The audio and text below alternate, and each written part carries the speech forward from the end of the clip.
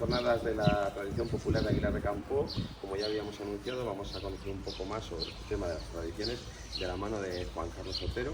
En el territorio la mayoría de la gente lo conocemos por las clases que imparte de pandereta y también por dirigir el grupo de baile Aires de Pisuerga. Alto Pisuerga. Alto Pisuerga. Juan Carlos, bueno, primero acercarnos a la persona. Que la gente conozca un poco quién es Juan Carlos, de dónde viene, de dónde procede, bueno, un poco su trayectoria para llegar al mundo de las tradiciones. Bueno, pues yo vengo de Cervera y desde pequeño, desde muy pequeñito, yo creo que con 4 años, una cosa así, empecé a bailar en el grupo de coros y danzas de Cervera de Pisuerga, que ya venía con una trayectoria bastante importante a través del grupo de coros y danzas de Arrejal y demás, y siempre me llamó la atención. En casa de mis abuelos, tíos abuelos, sí que en cierto modo se vivían ese tipo de tradiciones porque siempre bailaron y siempre cantaron. Y a mí desde pequeño, bueno, me llamó la atención. Yo era de los que iba a casa de mis tíos en Arrejal y a la pandereta que había en el pueblo, que había una solo o dos para todo el pueblo, pues yo la cogía la pandereta y hasta me reñían para decir que no cojas eso, niño, que la vas a romper y no tenemos más. Y bueno, a partir de ahí pues empecé el grupo de coros y danzas de Cervera se deshizo por diferentes circunstancias y a partir de ahí pues empiezas a investigar, empiezas a muy poco a poco darte cuenta de que a lo mejor lo que a ti te habían contado de las tradiciones no es exactamente lo que te habían contado. Y empiezas a irte a un pueblo, a irte a otro, a ver diferentes cosas y a descubrir que hay vida mucho más allá de las tradiciones tal y como nos las han querido vender. Juan Carlos, ¿qué empiezas a desarrollar primero dentro del trabajo de las tradiciones? ¿Un trabajo de investigación, un trabajo, digamos, de puesta en público? O sea, interpretar primero hay un trabajo de campo de documentación o ambas a la vez se han solapado. Pues se han ido solapando un poco a la vez, porque yo empecé a dar clase de la manera más tonta. Empecé a dar clase de pandereta en Cervera porque había un par de personas en Cervera que dijeron: oye, ¿tú sabes tocar la pandereta y tal, Juanín? ¿Podrías enseñarnos y tal? Y a partir de ahí, de esto hace ya, me parece que unos 8 años, una cosa así, a partir de ahí ya, pues empecé a documentarme mucho más, a escuchar grabaciones antiguas, a visitar, a hacer trabajo de campo, visitar a las viejas de los pueblos. A mí lo de la gente mayor en los pueblos casi que tampoco me gusta decirlo, porque parece muy señorial. Y lo de viejas lo digo con todo el cariño del mundo. A mí me gusta muchísimo ir a casa de alguien que te recibe siempre con una sonrisa, en la mayoría de veces que no, pues te dan con la puerta a las narices, pero bueno. Sentarte en la cocina y que te cuenten esa forma de vivir, esa forma de sentir y esa forma de bailar.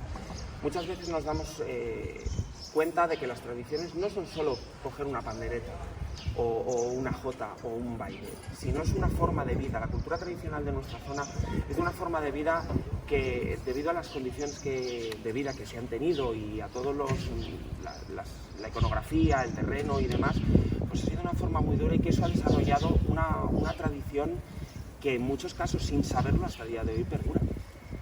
Como decías antes, en muchas ocasiones se nos ha vendido que las tradiciones son algo que luego cuando vas un poco escarbando te das cuenta de que no es.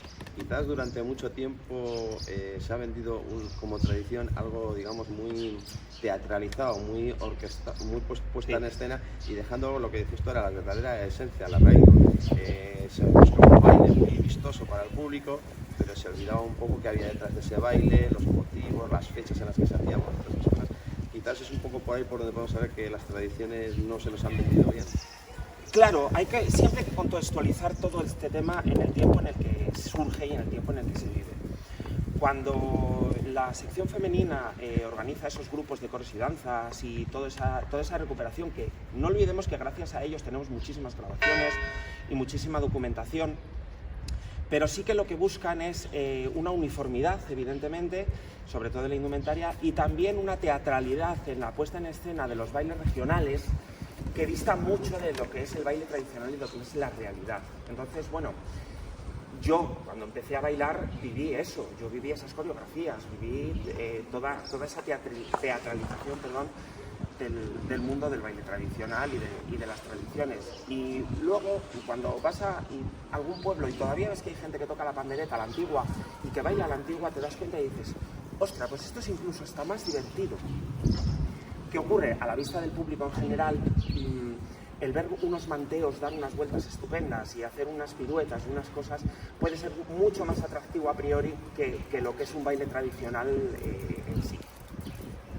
Bueno, digamos que principalmente tu trabajo en el mundo de las tradiciones, como ya lo vamos vislumbrando en las respuestas, va en dos líneas. Una es la música propiamente, con el instrumento de la pandereta como elemento principalmente. Y luego otra línea es la vestimenta, a la que ya hemos tenido ocasión de compartir contigo alguna charla sobre el mundo de la vestimenta. Quizás el mundo de la vestimenta está menos recuperado en el sentido tradicional de cómo era. Por desgracia sí, a ver, la indumentaria tradicional además es un tema muy complejo que evidentemente yo no soy ni etnógrafo ni nada por el estilo, ni historiador ni muchísimo menos, simplemente aficionado, eso ya que vaya por delante. Pero ves al paso del tiempo que, claro, la uniformidad, lo mismo que hoy nos vestimos igual, de aquella tampoco. Y nos han vendido un traje regional de decir, esto es de la provincia de Palencia. Y resulta que, por ejemplo, en la provincia de Palencia no tiene nada que ver cómo se viste una terracampina de una montañesa, o un montañés, vamos. Hondando en eso, a partir de ahí, pues en algunas casas de pueblos, en algún museo y demás, vas abriendo arcas y te das cuenta y dices, ostras, pues hay más colores que el rojo, ¿no? Por ejemplo, se tiene que llevar una línea estudiando también, por supuesto, la época en la que se vivió. No es lo mismo vestirse del siglo XX que vestirse del siglo XIX, de finales, que una rica, que una menos rica, que una pobre, que un hombre casado, que una mujer soltera, que hay infinidad de variantes. Y claro, eso evidentemente todo lo da un estudio muy complejo de la etnografía que yo, desde luego, no tengo ni quiero hacer hablar de que lo tengo, simplemente desde un poco la investigación y la recuperación y el romper con esa línea del traje regional de castellana que nos han impuesto. Juan Carlos, en estas visitas por las cocinas de las abuelucas que antes hablábamos, ¿qué te ha dado más satisfacciones? ¿Los cantos, las panderetas o cuando se abrían esos arcones y salían joyitas ahí que a veces cuesta más enseñarlas? Pues un poco todo. A ver, cuando a alguien le gusta la cultura tradicional y le gustan las tradiciones y sobre todo de su propia tierra, disfruta con todo. La indumentaria es muy escasa, las piezas antiguas que tenemos en toda la zona de la montaña palentina son escasísimas. Tú bien lo sabes. Aquí en el Museo Etnográfico de Cervera sí que hay alguna pieza antigua. En alguna casa particular también se han encontrado piezas antiguas, pero formas muy escasas, como yo que sé, en otras provincias, como por ejemplo en León y Zamora hay colecciones impresionantes, o en Burgos. Aquí, de verdad, el gran lastre ha sido ese, pero te crea una satisfacción muy grande y sobre todo la mayor satisfacción es ver que a una mujer o a un hombre de un pueblo, llámese, yo que sé, Lores, Casavegas, pueblos pequeñitos, yo que sé, pedanías como por ejemplo Valoria, Cillamayor, de aquí de Aguilar, vas y le haces recordar todo eso que vivió y sabe que se lo está transmitiendo a alguien que va a continuar, la mayor satisfacción es ver ese brillo en los ojos de la gente a la que estás investigando y a la que estás entrevistando. Eso es otra parte que queremos y desde la Asociación Arco siempre hemos colaborado mucho en la gente que colabora con nosotros y sobre todo en este caso contigo que estamos hablando, que las tradiciones, aparte de recuperarlas y luego no se transmiten, realmente no son recuperadas. Nuestra idea es esa. Claro, porque hay veces que coger una tradición, que alguien te cuente que existió, plasmarla en un libro, sí, está recuperada parcialmente, pero el baile hay que verle en una plaza, por el canto hay que verle. Entonces, al final, esa es una quizás de las labores más importantes que creemos que se está realizando, que es que las tradiciones estén vivas, no que solo que estén recuperadas y vivas. Claro, por supuesto, es que lo importante es que tú y yo, por ejemplo, ahora mismo, que estamos vestidos de calle normal y corriente, podamos en un momento dado estar tomando algo en un bar en la plaza y sacar las panderetas y echar un baile. Esa es la realidad de la tradición. A mí de poco me sirve una tradición puesta encima de un escenario, haciendo un espectáculo o una actuación, porque no deja de ser una actuación, es una actuación. Si no llega a la calle, si no llega realmente a la gente y si no llega un día de San Juan en la plaza después de misa a echar un baile porque sí, porque no sabe. Entonces, aquí con una de las eternas, yo creo, cuestiones del mundo de las tradiciones, que es el mundo de los puristas y el mundo de la gente que cree que las tradiciones también deben, en cierto modo, adaptarse a los nuevos tiempos. Hay gente que es que esto fue así, tiene que ser así inamoviblemente, pero también hay gente, como dices tú, que porque parece que una jota solo se puede interpretar vestido con una indumentaria o cantarse. Y hay gente que es purista y lo quiere así, y sin embargo también tiene cabida, ¿no? Y quizás por ahí podamos abrir una brecha para acercarnos a nuevas generaciones, que igual hay que darle un toque también más moderno, sin excluir lo uno del otro, pero no sé, este debate entre puristas, no puristas, ¿en qué situación te ves tú? A ver, siempre hay un debate muy abierto entre el purismo estricto y luego el purismo, a mi modo de ver, que mejor entendido. ¿Por qué? Cuando tú, por ejemplo, escuchas una grabación de una jota o en esto, la grabación de la señora es así y hay que hacerla así. Yo he ido a grabar muchísimas veces a gente en diferentes ocasiones. Aquí, por ejemplo, en Aguilar he grabado a Mónica en varias ocasiones y no te cantaba la jota de la misma manera nunca, nunca. Entonces, el purismo hay que entenderlo desde una manera en que también las tradiciones evolucionan. Por supuesto evolucionan, una tradición evoluciona cuando un pueblo evoluciona con ellas. Si una tradición es una imposición, no es una tradición. La tradición emerge del pueblo. El uso hace costumbre y la costumbre hace tradición. Entonces, si aquí de repente ahora dicen, no, la jota de Aguilar es esta, esta y esta, y es esta. No, Aguilar había miles de jotas, o cientos, vamos a decir tanto.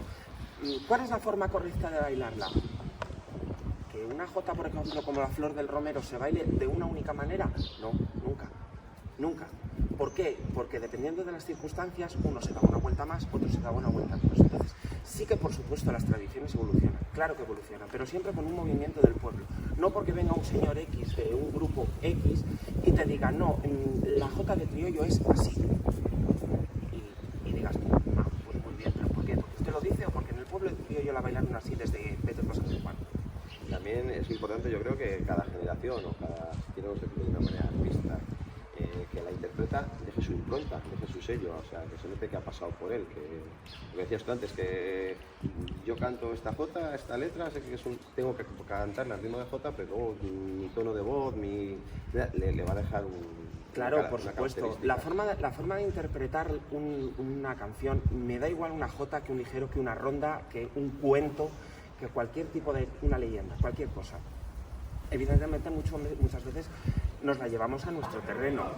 Eso sí es parte de la interpretación y de la forma de hacer de cada persona. Lo que no podemos hacer es, por ejemplo, tocar una jota recopilada en Aguilar o en Matamorisca o a un estilo como la podían tocar, por ejemplo, en la zona alta de la Pernilla, porque son dos cosas contrapuestas, ¿vale? Lo que es muy característico de la comarca campurriana, y hablo desde Reynosa hasta más abajo de Aguilar, son los cambios de mano vuelta.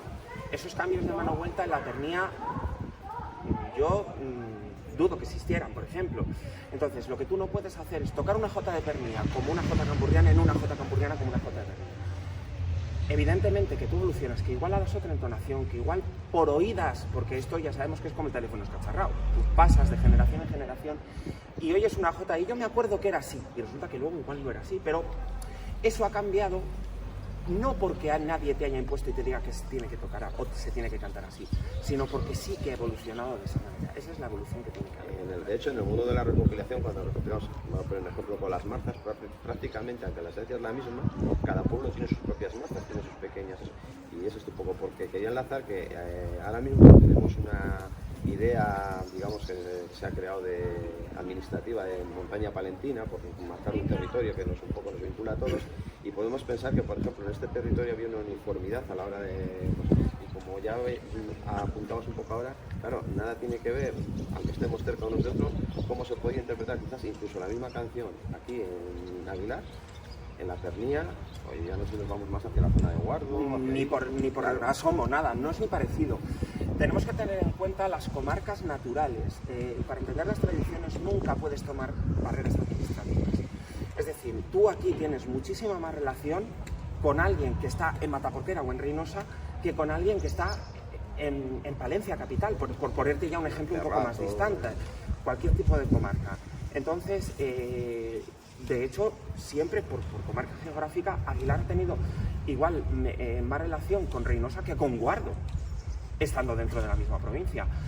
Todo el folclore, por ejemplo, de la zona de Guardo tira a toda la montaña leonesa y no tiene nada que ver con el folclore campurriano, que es muy parecido. Aguilar y Reynosa son primas hermanas. Entonces, lo que hay que entender son las barreras geográficas y no las barreras administrativas.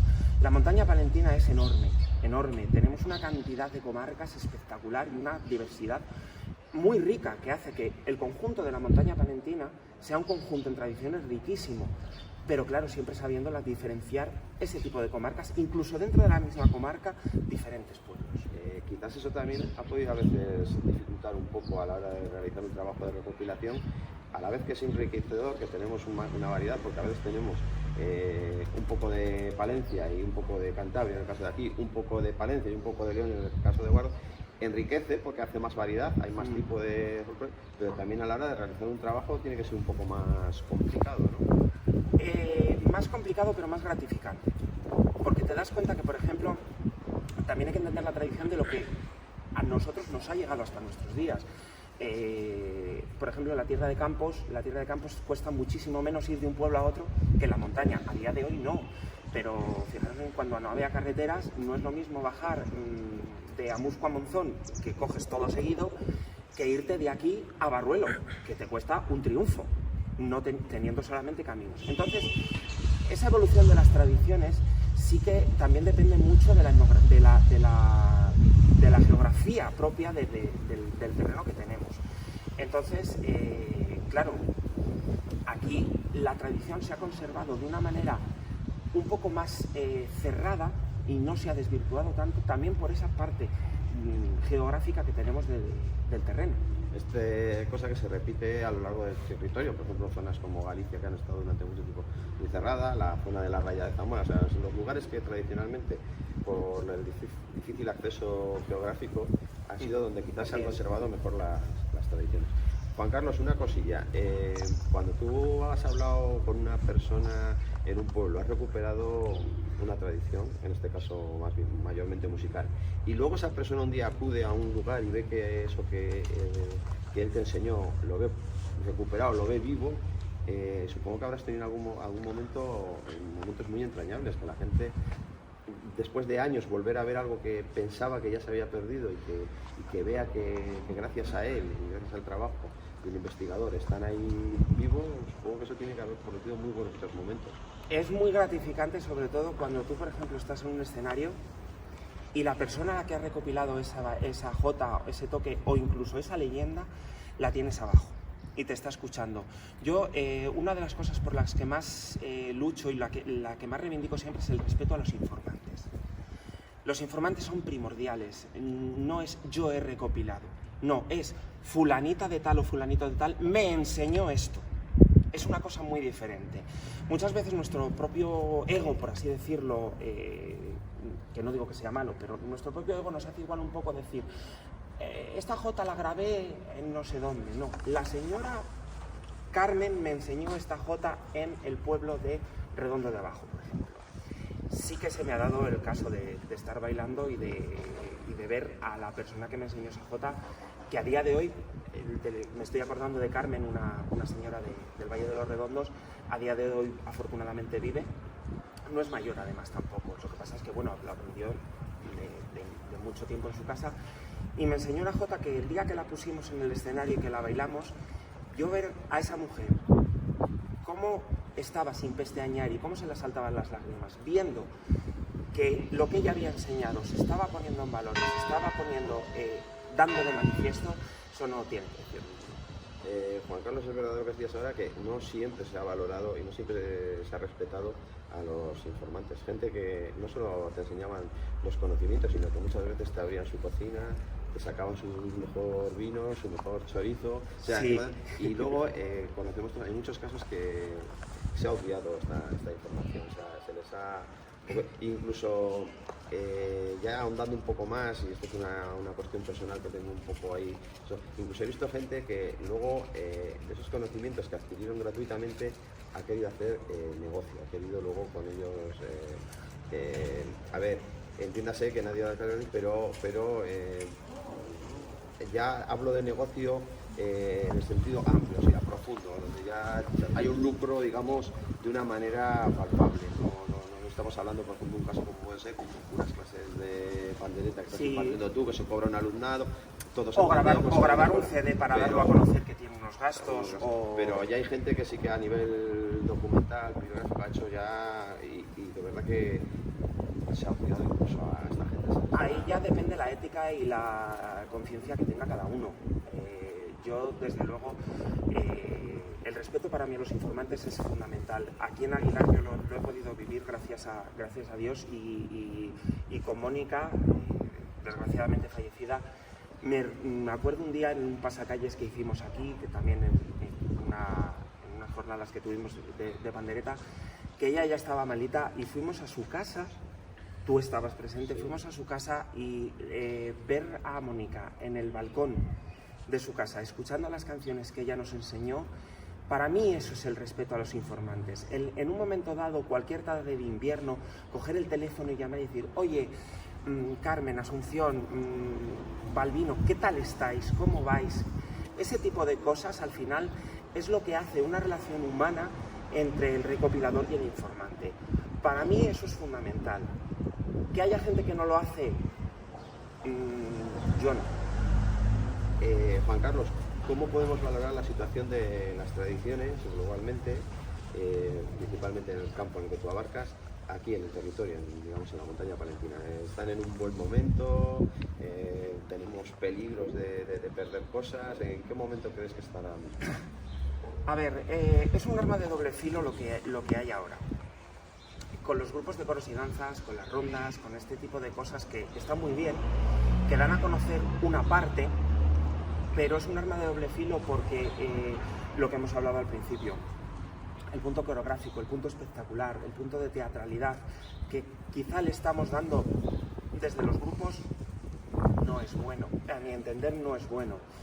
Yo prefiero ver incluso en un escenario un baile o una jota o una canción en la que la gente se confunde, pero se lo baila y se lo está pasando bien y está transmitiendo eso, que no ver, por así decirlo, un ballet ruso, una coreografía, una perfección, un tal. Todo es bueno porque evidentemente tú ves un espectáculo de un baile de un grupo de coros y danzas que van al milímetro y que van perfectos y dices, qué maravilla, cuánto ensayo lleva, siempre sabiendo lo que ves. Siempre sabiendo que tú tienes ese punto coreográfico y que real, pues no es. Aquí, afortunadamente, en Aguilar hay un grupo de jotas que se ha creado recientemente.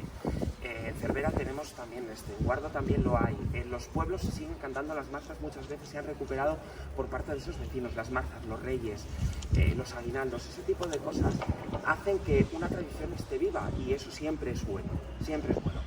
Pero yo creo que hay que tener en cuenta que hay que ahondar un poco más abajo e intentar quitar ese antifaz y ese punto coreográfico y ese plan vamos a agradar al público en vez de por sustituirlo por el vamos a transmitir al público.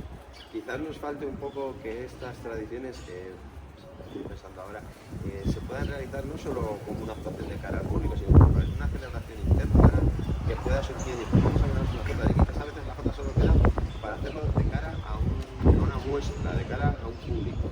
Todavía quizás aquí en el territorio no se utiliza como expresión de celebración interna.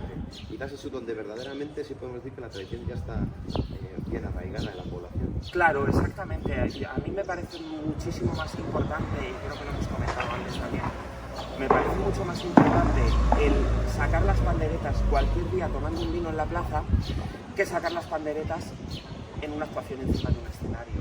Creo que es muchísimo mejor y muchísimo más gratificante, incluso para la gente que en ese momento lo pueda estar viendo.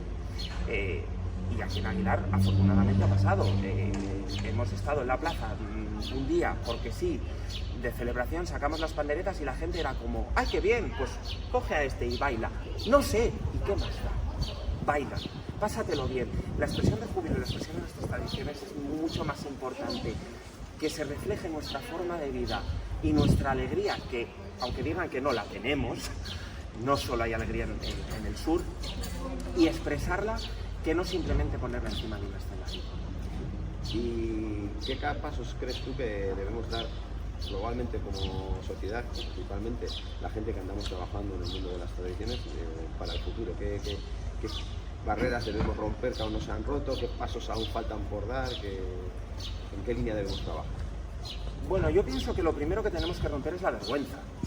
Es una palabra que desconozco su significado hace mucho tiempo. Quizá, en alguna ocasión me puede pasar algo de factura, pero creo que es importante el desinhibirnos, el que no porque en un momento dado podamos estar en un baile o podamos cantar una ronda, vayamos a decir, jolín, ya está, ¿qué van a pensar de nosotros? ¿Qué van a pensar? Pues oye, igual piensan que dicen, mira esta gente que bien se lo está pasando, vamos a animarnos y les escuchamos. O vamos a intentar seguir. Esa es la primera barrera que hay que romper, el miedo a la vergüenza, el miedo a decir, estoy haciendo algo y el vecino de al lado me está mirando con cara rara. Bueno, pues mirará de otra manera. Y luego, por supuesto, informarse, trabajar y no conformarse con todo lo que nos digan, vale, no todo vale. Si viene alguien y nos dice, uy, pues aquí hay esto y esto y esto y esto, vale, ¿de dónde has sacado tú eso? Ese es el quid de la cuestión. No lo que está, que lo que está es maravilloso, sino de dónde ha venido. Hay que saber de dónde venimos las cosas. ¿Para qué? Para en ese momento poder avanzar hacia esa evolución de las tradiciones que hemos dicho antes. Juan Carlos, una cosa que también en cierto modo ha dañado mucho a las tradiciones es que se ha intentado siempre buscar desde, yo creo que ámbitos administrativos, políticos, buscarlas como elementos diferenciadores. Como yo en mi territorio tengo esto que me hace diferente de los demás, y yo creo que estaremos de acuerdo en que cuanto más se investiga en las tradiciones, te das cuenta de que las cosas más que diferenciarte, más nos unen, porque al final en las tradiciones de unos lugares y a otros en raíz tienen muchísimo en común. Y eso, entonces yo no sé si ese tratar de en mi pueblo hay esto que en el tuyo no hay, en mi comarca hay esto que en la tuya no hay, ha sido también algo que se ha utilizado por alguna gente y que al final ha dañado. Estoy totalmente de acuerdo con lo que estás diciendo. Vamos a ver, cuando desde una administración o desde un ayuntamiento es como auténticamente de este pueblo es esto. Si tú abres el campo, verás que en otros pueblos al lado, incluso en otros pueblos totalmente distantes de aquí, puedes decir, si aquí también enraman a una novia, de una forma totalmente diferente, pero también la enraman. Aquí también cantan una ronda, de una forma totalmente diferente, o quizá incluso no lo llamen así, pero también lo hay. Tenemos muchas más cosas que nos unen que muchas más cosas que nos diferencian. Y el territorializar todo eso, el decir, no, Valencia es Valencia, Cantabria es Cantabria, Burgos es Burgos, pero vamos a ver, si aquí de Burgos estamos a un tiro de piedra, de Cantabria 3/4 de la misma, si tardamos menos en ir a Villadiego que en bajar a Valencia capital, o tardamos muchísimo menos en subir a Reynosa que en bajar a Carrión de los Condes. Nos une muchísimo más todo ese tipo de cosas que nos han querido hacer esa diferencia. Yo creo que ese lastre también tenemos que quitar. Juan Carlos, todos conocemos sobradamente tu aportación con el mundo de la vestimenta a través de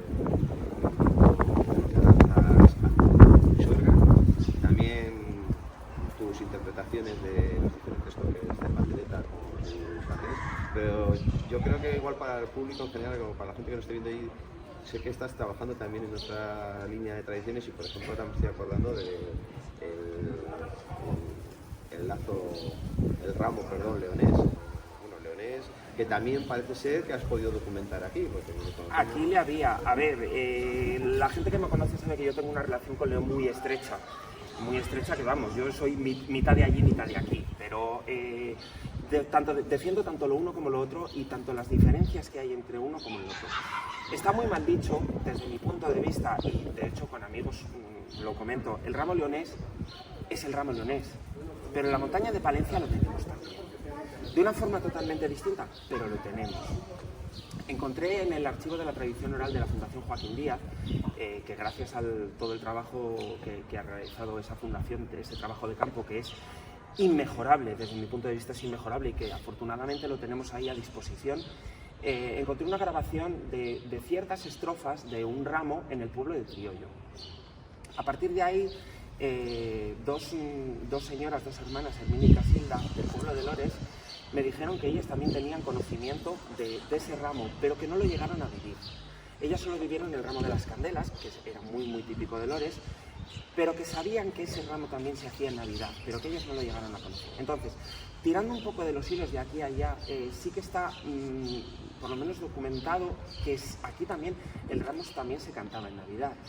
Y como esas tradiciones, te digo muchísimas más. También el ramo de las candelas, las fiestas de San Isidro, todas las fiestas populares, las marzas, muy recuperadas también por vosotros. No tenemos que centrarnos en que la tradición sea solo una cosa. La cultura tradicional es la forma de vida que tenían de vivir, valga la redundancia, nuestros antepasados, y que desembocaba en que no tenían posibilidad de muchísimas cosas, y eso hacía desarrollar el ingenio y que surgieran ese tipo de tradiciones. Como hemos puesto los dientes largos con tu respuesta a la gente, me gustaría que si explicases un poco de qué consiste ese ramo que estamos hablando, que has mencionado en dos fechas, Navidades y las candelas, porque quizás, aunque no con el nombre, alguien cuando nos escuche pueda decir, coño, pues sí es verdad que yo solo conocí. Entonces, explica un poco, porque igual así con el nombre la gente no lo ubica, pues que mira, alguno pueda tener un recuerdo. Ahora mismo no recuerdo exactamente el año en el que se dejó de hacer el ramo de las candelas. El único sitio donde yo tengo conocimiento del ramo de las candelas es en el pueblo de Lores. Y pude contactar con las dos últimas mayordomas de ese ramo, que fueron Herminia y Casilda. Y me contaron que encima ese ramo no era una rama de árbol como primitivamente podía ser, sino que ya era un ramo hecho con una estructura de madera, en una forma ovalada, con unas cintas, adornado con naranjas y con rosquillas, que se sorteaba, una serie de cosas muy propias. Ese ramo, el año que estas señoras fueron mayordomas, con sus 18 años, cuando dejaron de ser mozas, fue el último año que se hizo. Curiosamente, ellas me lo dijeron, y así lo tengo escrito, lo tengo recogido, que fue el último año que se hizo y a partir de ahí se perdió. El ramo de las candelas era una de las fiestas mayores de Lores. Celebraba muchísimo más las candelas que San Lorenzo, que es su fiesta patronal. Iba la gente de toda la comarca, incluso de Cervera, de Caloca, del Valle de Poblaciones, iban a Lores, al ramo de las candelas, evidentemente con las dificultades que en aquella época conllevaba y las nevadas que en esa época había sin medios de transporte. Pues allí iban y siempre había una casa abierta para que la gente se quedara. Esa es una de las tradiciones que todavía no he podido sacar a la luz, pero que espero que pronto podamos hacer. Pues, para darte una pequeña pista en este caso, te digo que aquí en Aguilar sí que tenemos recogido la tradición del ramo de las candelas. Sorteo de rosquillas y palomas. Tenemos claro que la persona que elaboraba las rosquillas era la madre de Eduardo Polanco, una de las personas que aquí conocemos mucho en Aguilar. Lo que sí parece ser que nadie me dice que había el acto, pero no hemos documentado que hubiese como tal el ramo físico. Parece ser que en la última fase se hacía el proceso del sorteo de las rosquillas y tal, pero ya no se vestía un ramo, salvo que aparta algún informante. Así que también vamos a seguir un poco trabajando en sacar a la luz esta otra tradición. Pues ojalá que tengáis suerte, que lo podáis encontrar. Yo me imagino que como se hacía en el pueblo de Lores, ese ramo se tenía que hacer en muchos más sitios. Para mí, Aguilar, la verdad es que es desconocida en ese tema, no muy desconocida, pero no he podido ahondar tanto porque, claro, mi zona es otra y de momento me he centrado más, y sobre todo aquí estáis vosotros que hacéis un trabajo maravilloso y que sí que estáis recuperando todo eso. Ciertamente hace poco, y tuvimos una conversación al respecto, en algunas iglesias todavía se pueden encontrar hoy el armazón que se dio para el ramo, que la mayoría de la gente tiene desconocido que es un candelabro, y teníamos que esa disyuntiva que hay dos tipos de estructuras, una que sería para el ramo y otra que es para un rito diferente que se hacía en la Semana Santa, que es el tenebrario, que varía, digamos, la diferencia es el tamaño y el número de velas. Sí, yo de todas formas me decanto muchísimo más por lo que haya quedado hasta nuestros días clásicos, que sea el tenebrario. ¿Por qué? Porque los ramos de candelas y demás se dejaron de hacer muchísimo muchísimo antes que los oficios de tinieblas de la noche de Jueves Santo, que es donde se hacía el tenebrario. A partir de ahí yo creo que lo que queda, sobre todo además en las iglesias, sea el tenebrario más que la estructura del ramo. Bueno, Juan Carlos, no sé si hay alguna cosa más que nos quieres añadir después de esta conversación, algo que quieras que la gente conozca de tu trabajo. Agradeceros que me hayáis invitado a todos a esta charla, que sigáis luchando como estáis haciendo desde Arco por recuperar las tradiciones no solo de Aguilar, sino de toda la comarca y toda la montaña palentina, que se pongan en valor nuestra identidad como pueblo unido, no como yo soy Aguilar, yo soy Salinas, yo soy Barruelo, sino como comarca unida y como pueblo unido que al final es lo que todos tenemos que ser. Animaros a que participéis de todas las actividades, de todas las recopilaciones de tradición que se puedan hacer, y sobre todo, bueno, ya toda la gente deciros que la tradición no es aburrida, que se lo pasa uno muy bien y que es mucho más divertido y mucho más gratificante salir a cenar por ahí y acabar cantando X canciones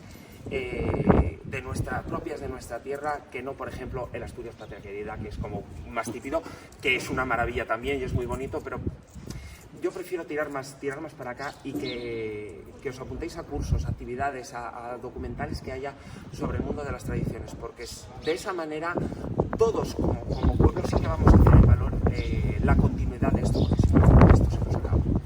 Bueno, pues agradecer a Juan Carlos por todo este repaso que hemos dado a través de las tradiciones, de su trabajo. Gracias a vosotros. Y nada, animar a todo el mundo a que también colabore con las tradiciones, como bien ha hecho Juan Carlos, participando, o a veces arrimándose a alguien que sepa que trabaja en ellas y contando, por pequeño que pueda parecer a veces un dato, puede ser un hilo del que tirar y recuperar muchas cosas. Entre todos creo que tenemos el deber de dejar para el futuro las tradiciones bien recuperadas.